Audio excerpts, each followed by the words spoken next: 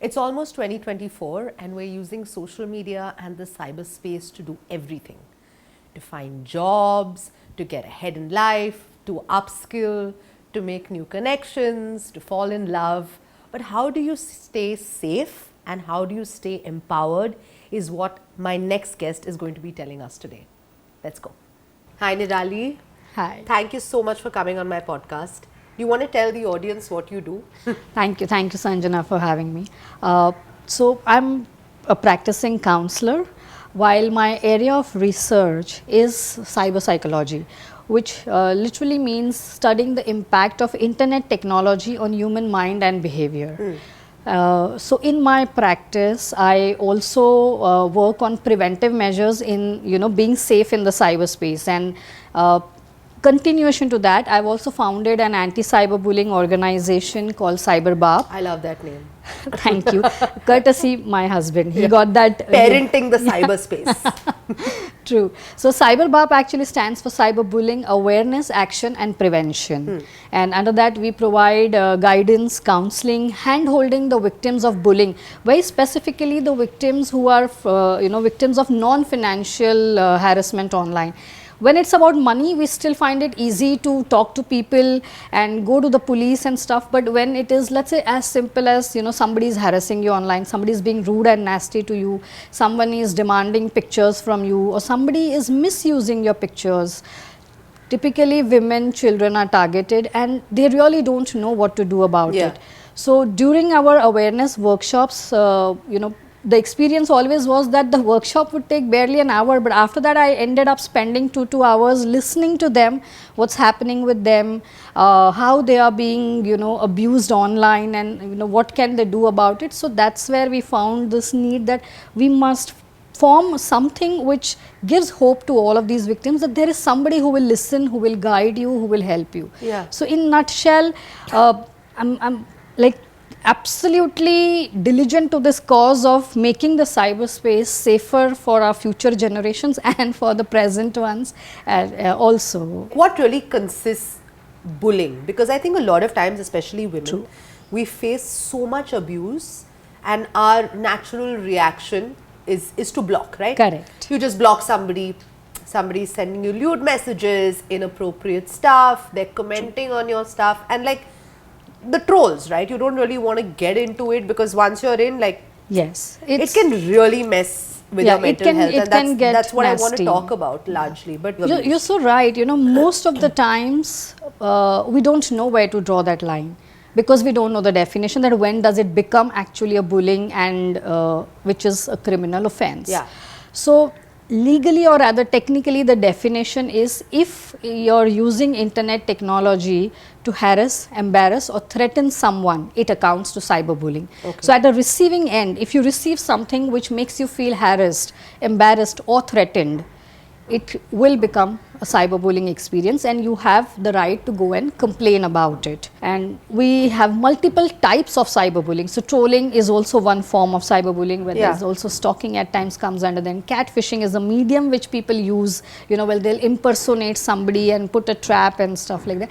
So it's very broad. I think we place a lot of emphasis on mental health awareness, and which is great, but I also feel like sometimes we need to target or understand the source of it, which is social media, which is the cyberspace. So, I mean, in your experience, what is the kind of impact that you have seen on mental health that this new wave of cyber development and AI and social media coming about, how has that impacted mental health for not just your clients, what you are noticing? True. Now we've reached a point where internet technology has become a very, very integral part of our lives, right from our communication to our education to entertainment.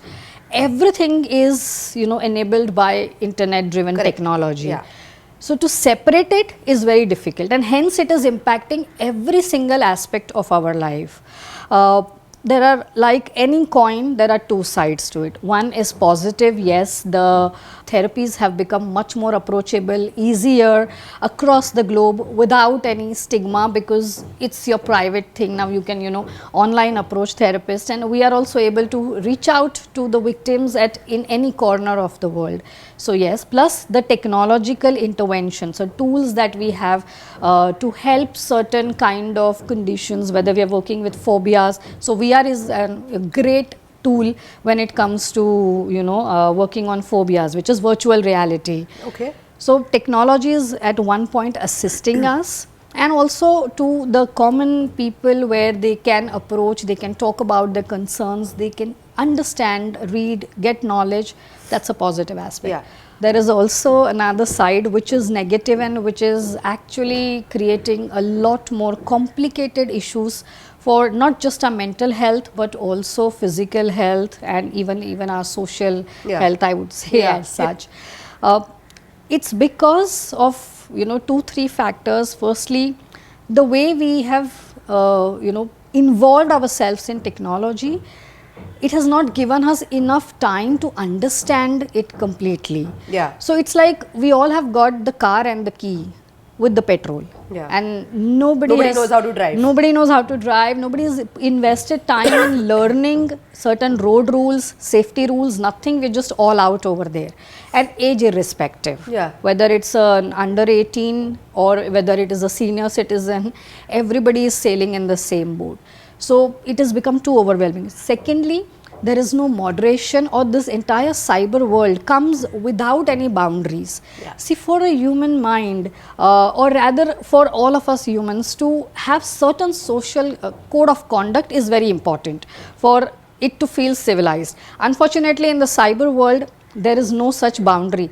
It is allowing us a lot of freedom of speech, but nobody is teaching us or emphasizing on exercising our responsibility over there, and that is what is causing massive issues. Lastly, because it is 24/7 on, so it has challenged the way human mind perceives time, perceives communication. We are not prepared, we are not wired for this. So it's too overwhelming. On all the time. You're on all the time. See, largely a human body is governed by sun and moon cycle, and that's how the time whole concept came in place. And if you see, when the sun is up, our energies are high, our ability to rationalize, logically think is far more active. Compared to in the evenings, when the moon rises and the sun sets in, we are much more relaxed, and emotions take a forefront. So it is, we are largely driven by feelings when it's the moon time. But in the cyberspace, none of this exists. They are governed by it's Black Mirror. it's all the time. So it's too much for a human mind to process, that where do I or what do I put in forefront. Plus the way the content is curated these days, or it is created, it's a very multimedia driven content with visuals and audios, and it's far more emotionally triggering. So all the time, instead of rationally, logically evaluating content and giving a response, we end up emotionally reacting. And that is what is also, you know, creating major issues. The tolerance is reducing, patience is reducing, the need for instant gratification is at its peak. You take any example. The most common example is your blue tick on WhatsApp. You send message to someone, there is a blue tick. If there is no response after that, from I love this person, it goes to I am being ignored, and I stand no place in their life, and what do they think? I mean, it's no end. So we are all the time overthinking. This impacts our cognition. The load on cognition is so much that we are stressed out. You know, there are studies which show that if you play on field, let's say a soccer game or something, for an hour, the kind of fatigue that you feel is equivalent to 10 to 17 minutes of scrolling, sitting in your cozy corner of your homes. So you can understand the cognitive load that we are. I met my partner on a dating app. I think a lot of times it's a little immature, and honestly it's a little old school to say don't meet people on dating apps, because where do you meet people, right? In today's day and age, it's like absolutely. So I wonder, what are the kind of precautions or the safety controls there that women can adopt when it comes to this? Because I find more often than not, it's also about an attitude that is within our system, right? Correct.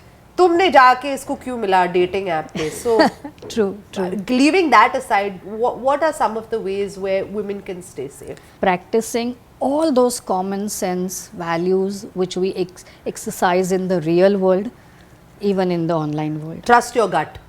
That's of course Yeah. there, but also understanding that how the technology world is a little different in terms of the real world. So I'll put two scenarios. Let's say you're walking on the road and you come across somebody who just walks to you and says that, hey, you look beautiful. Now in this situation, you can visually see the person, you can see their body language, you've heard them say it. So your gut can draw out an accurate instinct. कि हाँ, Right. ठीक है, is it safe or is it something that I Yeah. should be worried about? All of this is missing online. So in this case, our gut and instinct is not immediately going to give us absolute right. So we need to go slow. So that's the number one rule that we apply, that go extremely slow. Don't be in a rush, don't be in a hurry. Take your time to do your due diligence, who the person is, check them out on other platforms, Yeah. do your background Yeah. check basically, and never ever believe something which it is surreal, like a perfect package does not exist. Neither does it exist in the real world, unicorn. nor is it going to exist Yeah. in a virtual world Yeah. at all. I still remember back then when I was in my college days, during our times, ICQ was one of the messenger platforms. Okay? What fun.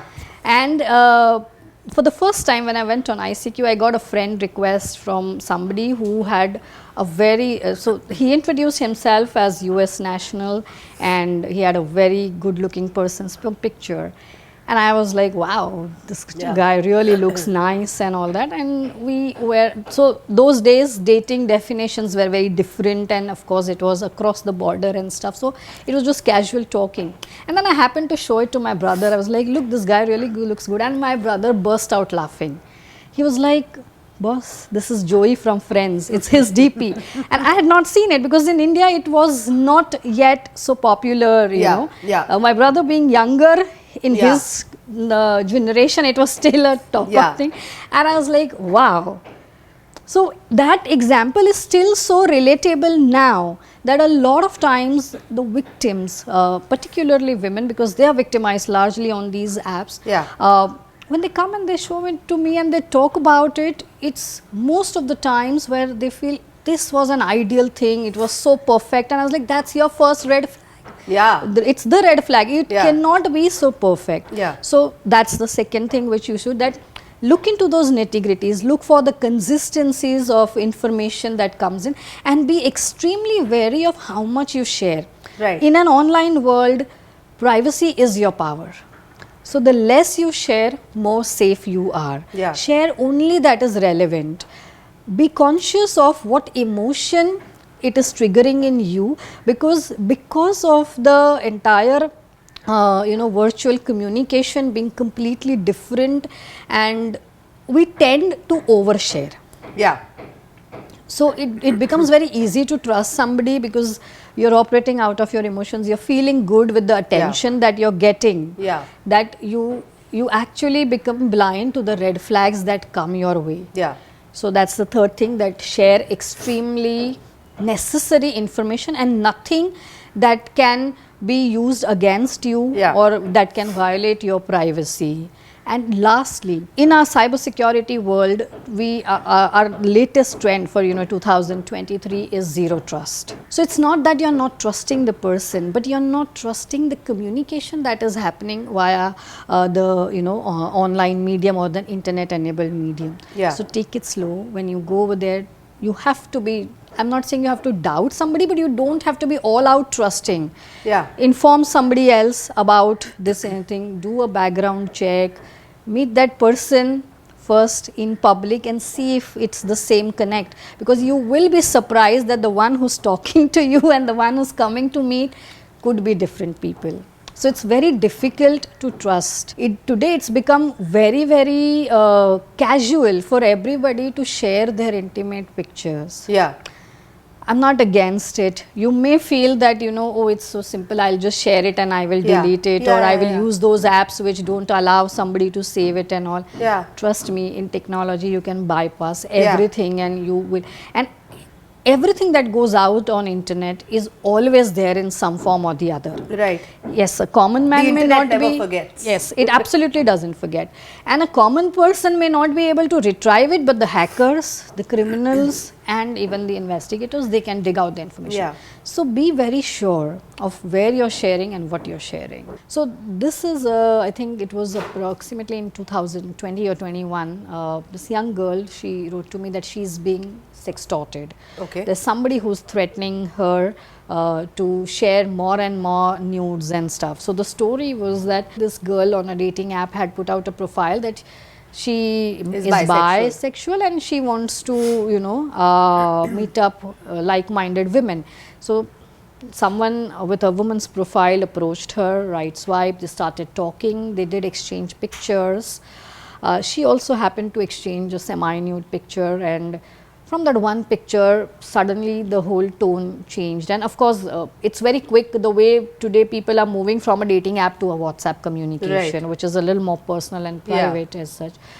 So here also the demand started, and that's where it occurred to her that this may not necessarily be a girl who I believe that is a girl.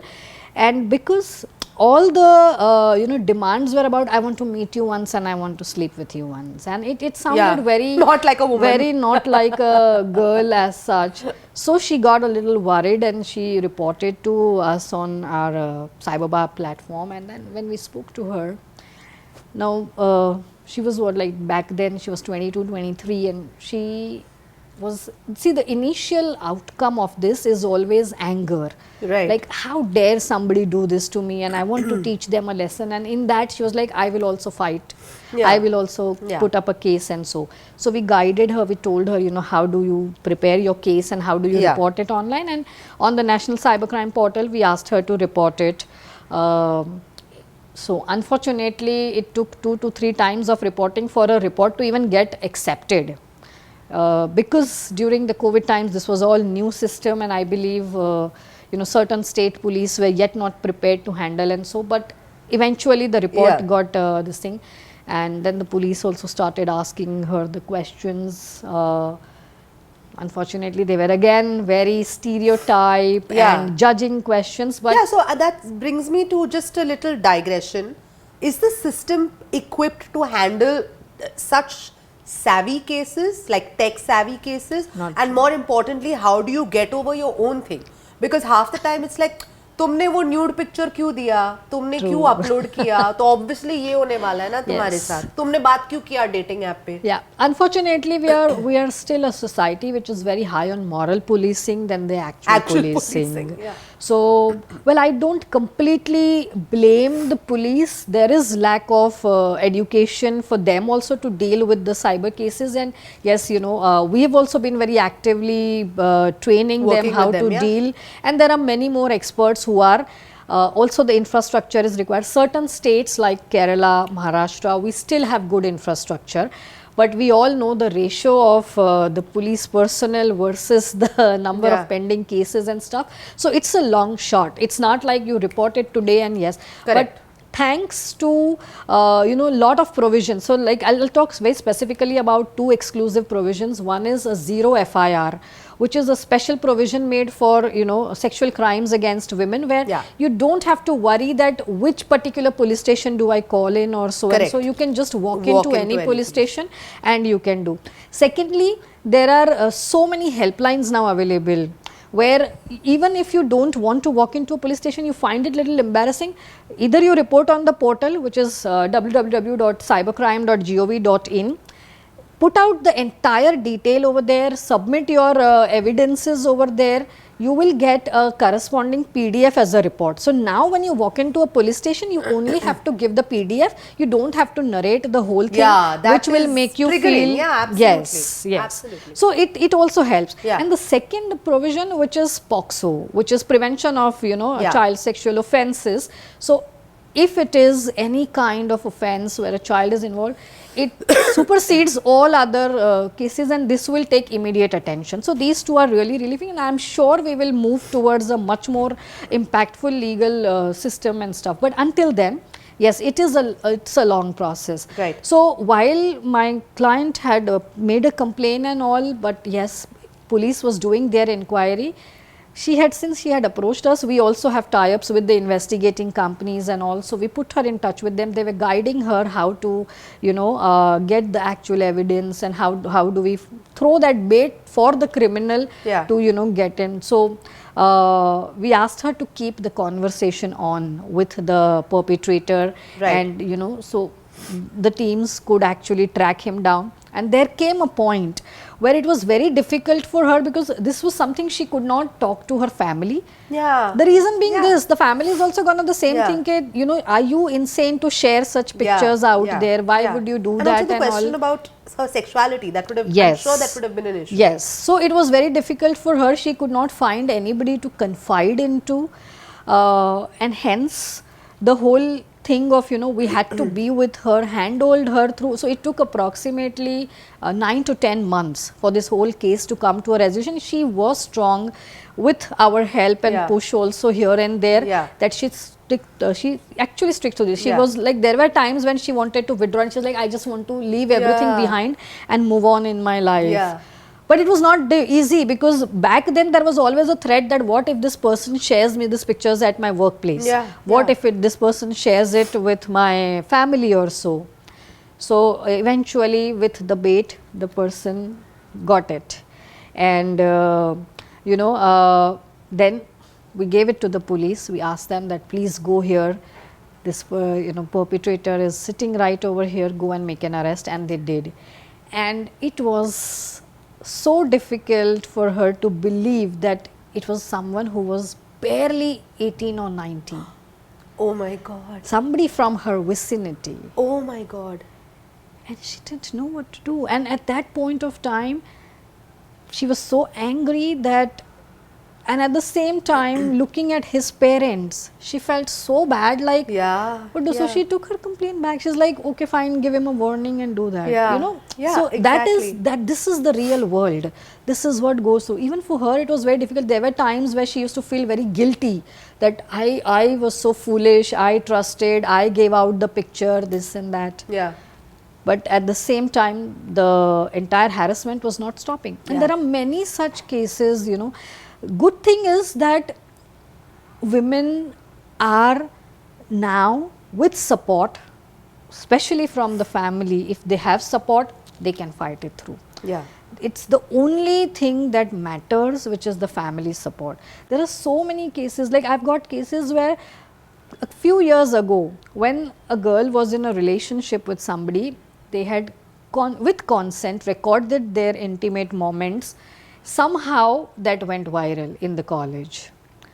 It was all settled. It was all figured out from where it happened. The offenders were punished. All of that had settled. 3 years later, now when this girl is married, she's working somewhere, all of this again starts. Her video is all over viral again. How do you sleep over this? And then the panic, the anxiety, and the depression that sink in, the constantly living under fear. In fact, of lately, what we are seeing, the most fearful thing that women are facing today is the threat of having their profiles created over these porn sites with their numbers shared. We've got cases of young girls, and see, our mobile numbers today are not just as easy to change, because they are connected to our bank accounts, they are connected to our work, our emails, are all two-factor authentications. So it's not really easy to change that. And imagine now on this number, if this number is public, on these kind of sites. These are the women who have got calls saying that, oh, you want me to come over and let's have good time and stuff like that. And there have been cases where somebody has also impersonated them on porn sites, chatted with random people and invited them home, shared the home address. So it's not from the point of scaring, But all I'm trying to say is that be alert. Yeah. Like the Jamtara tagline, number sabka aayega. It's the damage control. How Yeah. aware are you?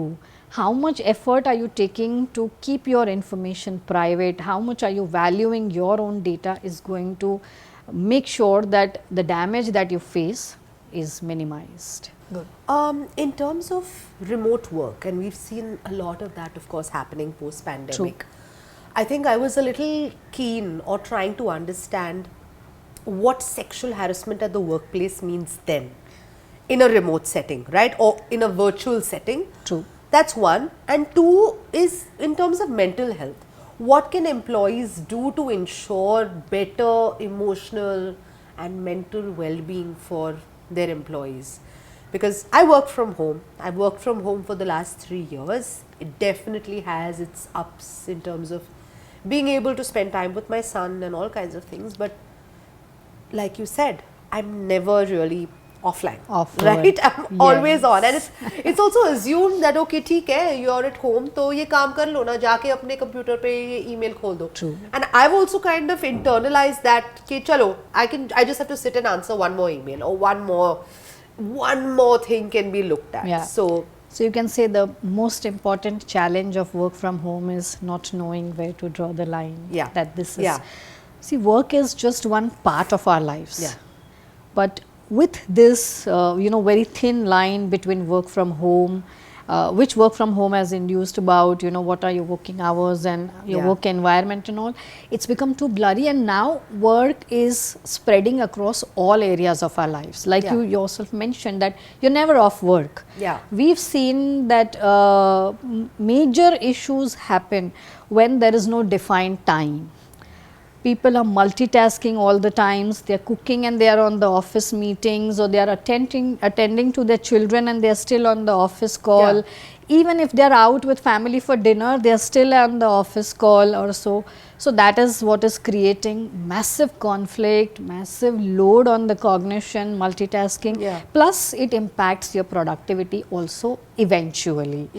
And fatigue sets in much more faster. What can employers do? So number one is have a very clear definition of working hours, like it was in the physical working environment. That if you have to wind up at 6:30, you wind up at 6:30. Yes, there could be one of the days where you may extend a little bit, but it cannot be all the time.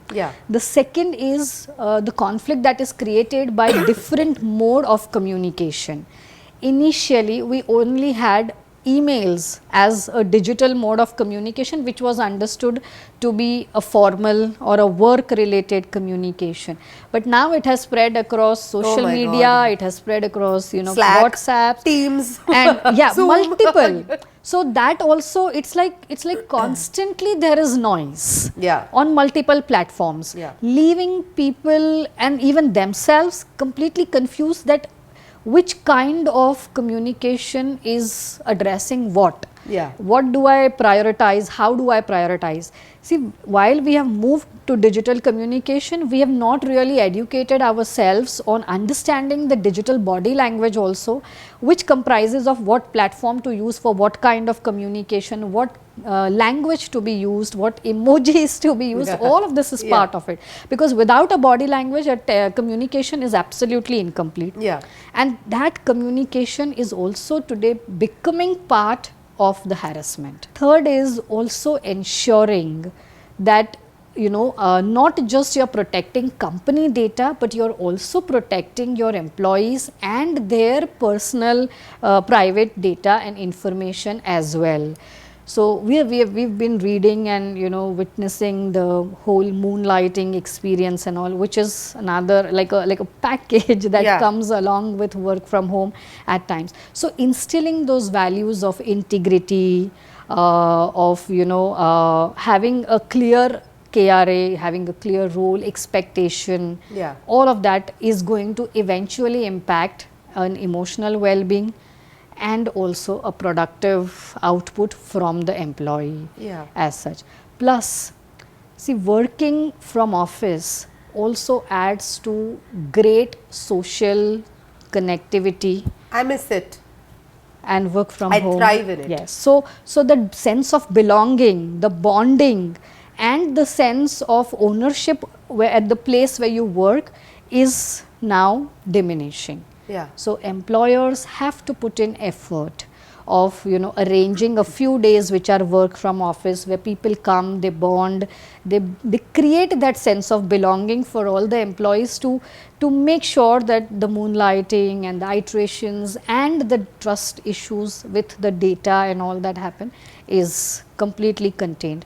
And of course, besides all this, also investing into good cyber security trainings and drills and stuff, because if you are working with the data which is sensitive, you are putting not only yourself at risk, but also the company and its customers data and all of that also. So these are certain aspects which employers need to look into.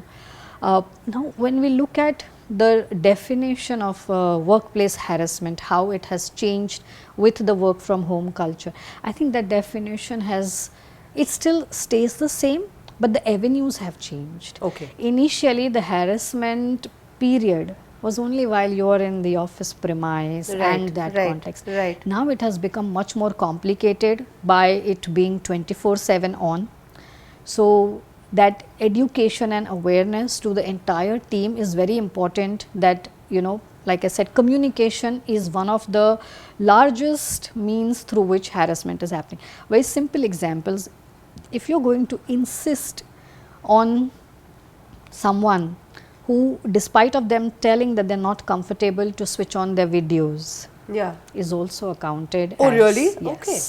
Consent is important. Yeah. Or else if it is in a working hour period and it is required and it is communicated that this is going to be a code of conduct, that all of us have to have video, but there are times where people ask that, look, I am in an environment where can I request. So after that also, if you keep insisting or demanding it, and if you are a person in superior position, then it can be considered as a form of harassment. Then asking employees to be available at their time, at the cost of their personal lives or something, also is considered as something that's going to impact. I mean, if it happens on a regular basis and a continuous basis, it is accounted as harassment. Then there's a very thin line between looking up on somebody online and stalking them online.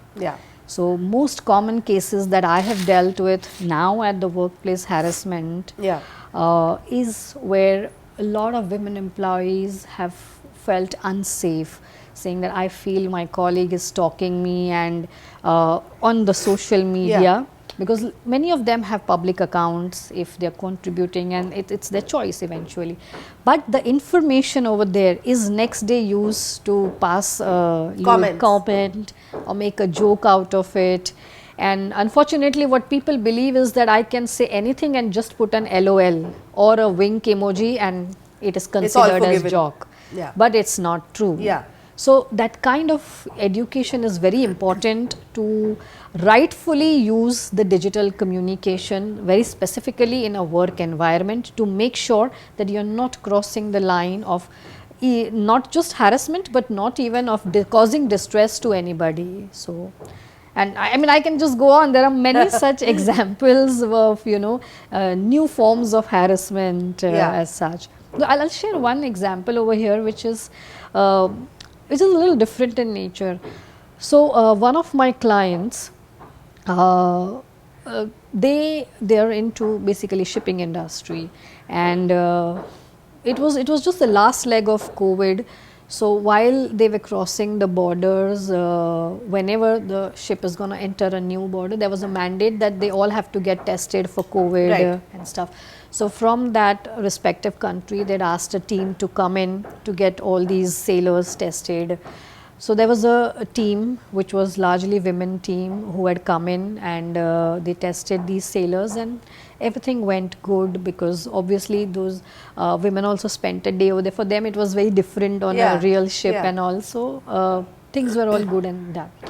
Now after a week or two, one of the gentlemen, sailor gentleman, he just wanted to thank somebody, so he was trying to look up to that woman online, and he found her on Facebook, and he sent a message saying that, hey, you remember we met over here, Yeah.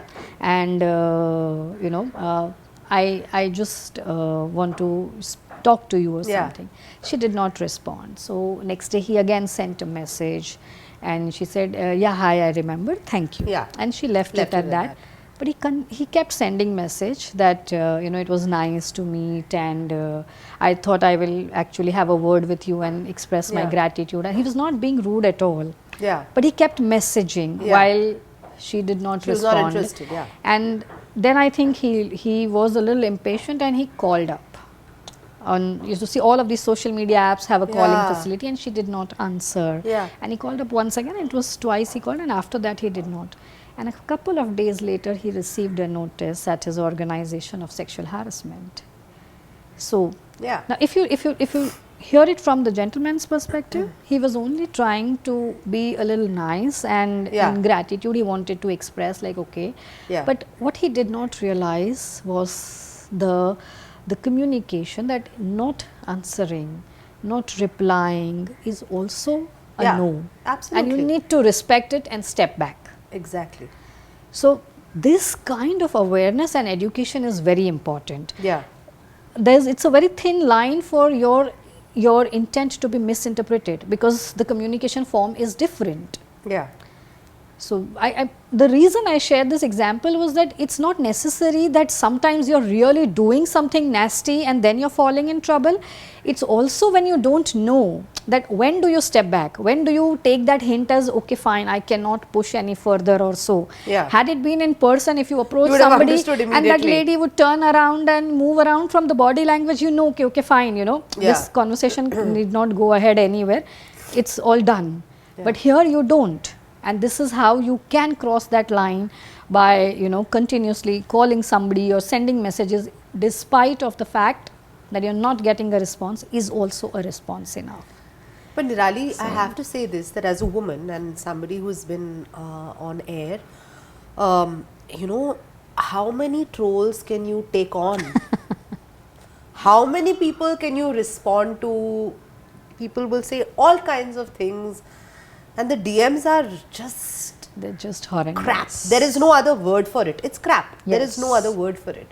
And they can literally break you, change your mood. Yeah, yeah. A lot. I mean, I cannot even imagine, but what is the solution then? Because what do you do? Your entire work is connected to, for me, for example, my entire work is connected to my phone or my laptop. Correct. I can't just switch off and be like, True. hey, sorry. But at the same time, what do? You just can't help yourself but open it, see what people are saying. True. See what, who has messaged you with yet another gali, or asking you all kinds of horrible, inappropriate things. Well, unfortunately, at this moment, I can only say that welcome to the bad side of cyber world. Yeah.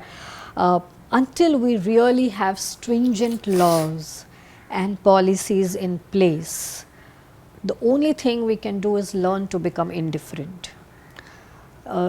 Learn to not take this personally. Like I Yeah. said, that this medium is giving freedom for everyone. Yeah, but it makes you feel like your life is there, Is right? there. I agree. It's Yes. not like offline. True. So, of course, it's no longer a solution that, come on, don't go online and don't even look at that. It's no longer a solution. Yeah. Yes, we are working towards, as a country also, we are progressing towards a place where we will have stringent laws in place, where we will have people who do not realize what is offense, what is outraging somebody's modesty, or where to draw the line. We'll have to learn it hard ways. Yeah. But until then, our safety is our responsibility at this point of time. So as a woman, and I can very well relate to it, because all of us are sailing in the same boat. Yeah, yeah. It's just that the damage that I can control for myself is different than what you can. Yeah. Maybe because I'm from this industry, and I've been doing an extensive research and studying over this, so I've learned the art of being Yeah. indifferent Yeah. to what I read online. But it is a sensitive edge, and you never know, who gets hurt by what you say, and Yeah. then the flags that we have to face. Yeah. As of now, There is no specific solution. The only solution is, yes, you can stand up against it. Yeah. You can file a complaint. It is going to take some time, but you will get a solution. It is about standing up and fighting. Your question next to me would be, but how many times do I do that? And against how many people? For now, the Nameless, answer is faceless as people. many times as it bothers you. Yeah. That is Yeah. right now, to be very honest, the answer. There is no other answer that, okay, fine, you know, you do it once and it will be. On a daily basis, all these intermediaries, all the social media platforms, they are also working on enhancing certain features and functions in a way that, you know, this harassment is reduced. But at the end, let's say we cannot depend on them. They are all the companies out there to make their profits. So thankfully, our data privacy bill, which is out there now, is going to cover us to a large extent.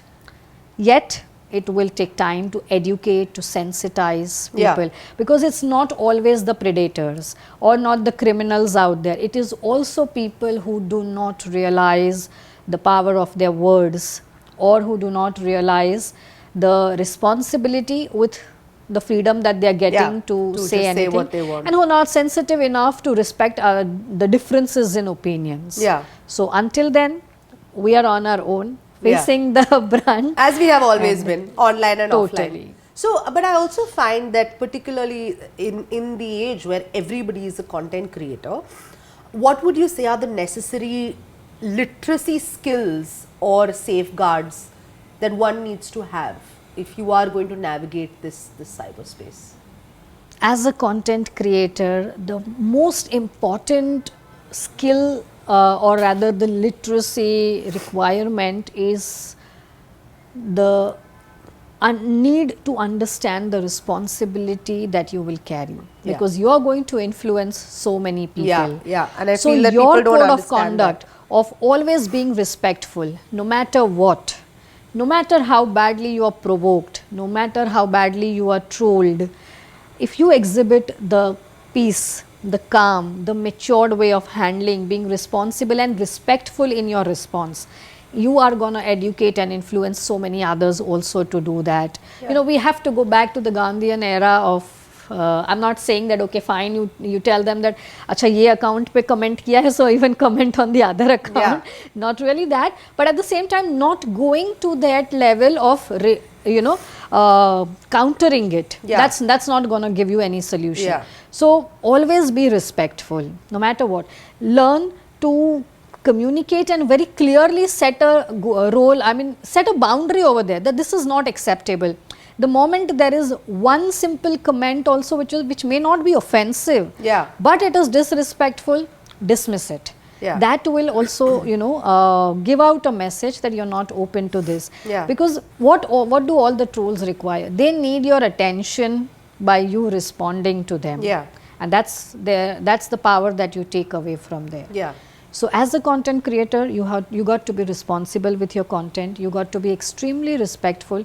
You have to have your privacy settings very well in place, that where all you want comments coming in, what kind of interaction do you want to have. Choose the right platform for right kind of content that you're sharing.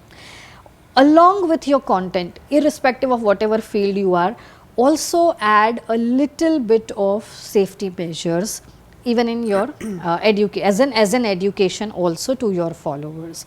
So that will not only allow you to exercise all those precautionary measures. Elaborate a little on that when you say like education to your. So let's say that if you have let me give you an example. Let's say if you have received a nasty message from somebody is not happy with the statement you made or the content that you put out. Now when you are addressing that in a very respectful manner, as two matured people talking, take a moment to elaborate and educate your viewers, your followers, that no matter what, I am not going to stoop down to that level. This will also help reiterate the point of standing up. Encourage all your followers to become not the bystanders but the upstanders, because once you ignore, it's neither is it going to stop, but that's the message you're sending out, that everybody needs to ignore it. Instead, imagine a situation where it's not happening to you directly, but you see it is happening to someone else, and you just upstand for that person. Yeah. And like you, if there are 20 others who start upstanding, Yeah. the whole purpose of that role we have nullified. And it's the words beating the words, and it's the good words beating all these negative and offensive messages. Why are so many Instagram accounts being hacked, by the way? Do you have an answer for that? See, internet has become the easiest place to make money in different ways. So many people are getting so creative. I also want those skills of making money. Right. Please, koi mujhe de do. Unfortunately, what's happening is that what we see on this social media is only the highlight reel of somebody's life. Right. Where now they have reached a stage where everything is glamorous, they have been successful. None of them are posting the hardships that they have put in over there, the nights they have spent creating that content and stuff, how they reached from 10 followers to 10 million followers or so. Yeah. They're not talking about the journey unless they reach 10 million. Yeah. So the aspirational value is growing, and everybody wants to immediately reach 10 million. So they're all on the hunt of, let me see how can I make money, kind of. And that's again brings me to the point that as a content creator, you also have to keep reiterating this, that how this is effort work. It's not like overnight just because somebody liked your content, you became a star. No, you did a lot of effort. Yeah. So it's this is a shortcut to the, it's what these hackers believe. Yeah. So there are two types of hackers. One, hacking for the glory of it. Right. To feel smart, and they're the ones who are influenced by all these glamorizing of the hackers in the movies, that it's some intelligent, cool dude sitting Mr. with a hoodie. A from Dhoom. Hrithik Roshan. you can say that. Or the professor from The Heist. Money Heist, correct, yeah. Sorry, mine is a little more desi example. Either ways, it's the glamorization which is drawing a lot of youth towards this. And they feel that they are extremely intelligent and smart and all. And it all starts at the very young age, where the first thing they do is they crack the password of their parents' phone. Now, instead of we addressing it as hacking, we're like, wow, my kid is so smart. My son he understands does that, and he's technology. Like 18 months. I'm really worried. Yes. So you got to tell them that while the skill is fantastic, educate them on the difference in using the skill for a good purpose and for a bad You can intent. dance like Hrithik, don't hack like him.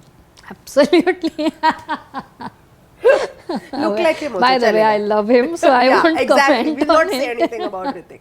We love him. So it's a shortcut. We've got so many cases where, particularly of women, where they've really worked hard to get at least 100K, 200K followers, and then the account is hacked, and then they have to start from.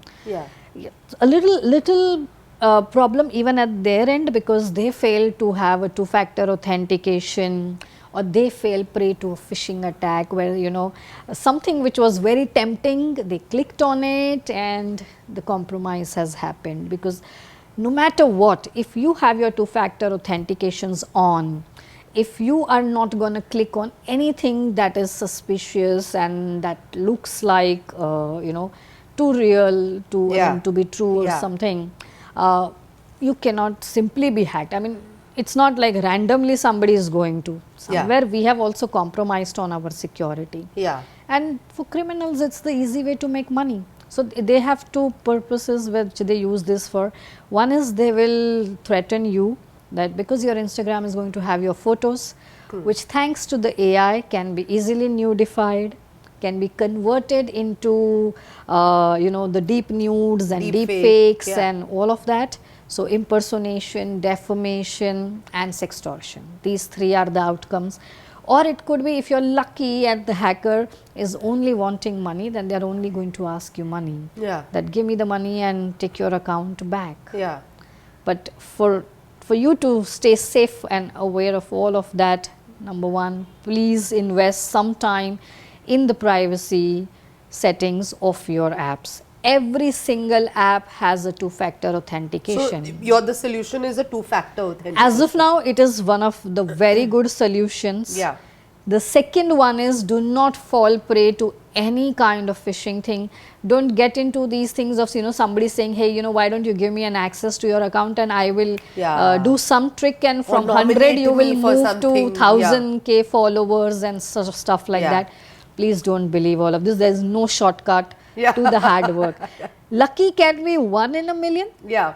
But we all are aspiring to be lucky, as in, like every second person. Right. It's the statistic over there is only you've become unlucky and become bullied. That is growing to 1 out of 5. But so then what's your opinion on this whole paid blue tick thing? Is it like, does it help? So at some point of time, blue tick was a mark of this account being genuine, and it was very specifically required for celebrities, because like if you Google SRK, you will find 15-20 accounts on every platform. I follow all of them. And how do you know which one is him? Correct, you know? So it was very helpful for the celebrities to make sure that yes, this was so anyone who was reaching a level of influence to that amount, they were using it, and it was a good. But now it's become a paid service like any other service. So I could be an imposter, I could be a criminal with any number of followers, and I could just buy a blue tick. 600 rupees or how much ever it costs. Yes. So honestly, it's losing its significance and value. It's become exactly like the HTTPS in the browser. The green lock was a mark of security, because it used to be a little expensive back then, and security symbol for us to trust that particular website. But now you're getting free. The global certificate is freely available. Anyone and everyone is buying. So it's not even anymore a measure of security that, oh, I can trust this site. Right. It's lost its relevance. So same is happening with the blue tick becoming like a paid service, and nonetheless, you can still, if you feel that there are too many accounts out there, and your followers are getting lost, that which is the actual you or something, you can use it. Before at least but the hacker also gets the blue tick. In closing, just do some quick trivia with you, because you threw all these terms at me and I'm trying to understand, but so if you can just give me like 1 or 2 lines, I'll ask you what it is. Sure. Phishing. Anything that is like a bait. So click here to win iPhone 15. Okay. You're not born free, you're not dying free. Who's giving you iPhone free? Tell me. And trust me, do not even take it from your spouses. You never know with what it is being bundled and coming in. Right? 2-factor authentication. A must have. Visualize your bank account, bank locker. 1 key is with you, 1 key is with the banker. If the banker is compromised, the locker still cannot be hacked, because 1 key is with you. If your key is lost, it cannot still be opened, because 1 key is with the banker. So that's the same logic. It is a must have. Encryption. A very good solution, amazing measure, a perfect way to safeguard your information. So let me explain how it works. Let's say, for example, you're texting me something via WhatsApp. On your phone, you can read what you've written, and when I will receive, I will read what is just written. But it does not directly come from your phone to my phone. It will travel through multiple machines and all. So when it is traveling, it is encrypted. What it means is that if you have written to me, hi, how are you, which is in a simple English, it is converted into a different set of codes, which only and only with the decryption key, we can convert it into, a legible message and read. So in the olden days, when they were using those codes to send the messages during war and all, it is the similar tool. But it does help, because since the information is traveling through so many servers, if any of those servers is compromised, hacked or something, our information stays safe, secure, without the key. The end tool wherein you're sending it to me, so I'm using the same software on which I'm receiving it. So in that, then there'll be a decryption tool in which we can read it and make it very clear that, so the conversation stays between the two of us. So right now it's the privacy that all these social media is offering is through this encryption. Deep fake. What's a deep fake? Thank you for asking this. Well, a lot of us have heard about it. So, as the name suggests, that it is fake, and deep over here indicates, but it is so real. So, to give you a very simple example, you know the first copy, second Yeah. copy, third Yeah. copy of a product. Yeah. So, your deep fake is as good as your first copy, where you cannot make out, is this the original or is this actually a fake? Now, deep fakes are auto-generated by AIs, that is artificial intelligence tools. So, it could be that it is actually your face. It looks like your face, but you never clicked that picture. You weren't there. So, it's not today restricted to deep fakes. Yeah. Fakes are considered for still images or the still content. Now, we also have deep videos. Okay.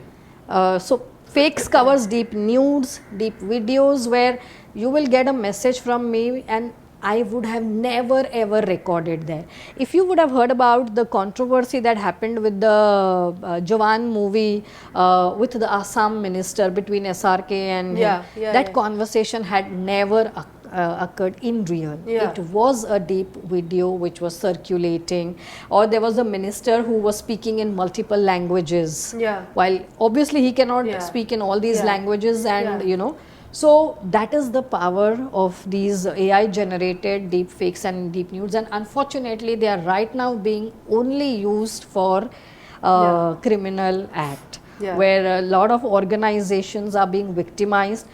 So the accounts team will get a deep video, deep fake video from their employer, telling that you know, send this to this particular party, send me the payment over here, and it's very difficult for them to realize, oh, this is not my boss talking. So if they don't you know, have a step in between where they will actually call up and ask, did you send this over a video or something? The two-factor authentication. That's very true. So two-factor is not just app-based. I think we must also you know, use it in our real life, that it takes a second to just do that cross verification, even if it is for the information, or even if it is for the forwards that we send in good faith, that you know, some child is lost, we forward it. You don't know when the child was found back then. Is that information still relevant? And is there any way to like tell like a deep fake, like tell a deep fake or tell if something is AI? So yes, there are some tools available where you can actually go and check whether this video is an original one, or is it created, or this picture isn't. But these are not 100% reliable. See, the technology is improvising, especially the artificial intelligence is improvising so beautifully that it is going to overcome all of those tools also. Like how we have the plagiarism finding mechanisms, there are sites which tell us that you know, oh, this content appears here, here, here. Similarly, there are sites which will tell you, is this content picked up from chat GPTs, or is this a deep fake, or is this a deep video. But the reliability and accessibility to those sites is very limited. So for a common man, it's difficult. So when you say limited, in what way would it be? Firstly, there are very few of them available. Secondly, not all of them are free. There is a paid this thing. And thirdly, the accuracy is not 100%. So there will always be a line subject to you know, so and so accuracy kind of. So I think we have to add not a pinch but a whole lot of common sense to container of salt to everything that you know, we are getting through online medium. So yeah, thank you guys for listening to this episode. If you're a parent who's concerned about your and your child's safety, or even your parents' safety, or if you are an individual who's concerned about your safety, you're being victimized online, or if you're being harassed online, you can definitely reach out to us and to my organization. We have our mobile app on both the Apple Store as well as Google Play Store. You can look for an app called Cyber B.A.A.P, Fighting Cyberbullying. This app will allow you to report an incident, track that, talk to our counselors. It will also give you the right kind of awareness that is required. And lastly, you will also find a directory of right professionals in your own city for the right kind of assistance that is required. So please go ahead, download our apps, and if you can't find the apps, you can also visit our portal, which is www.cyberbaap.org. Thank you.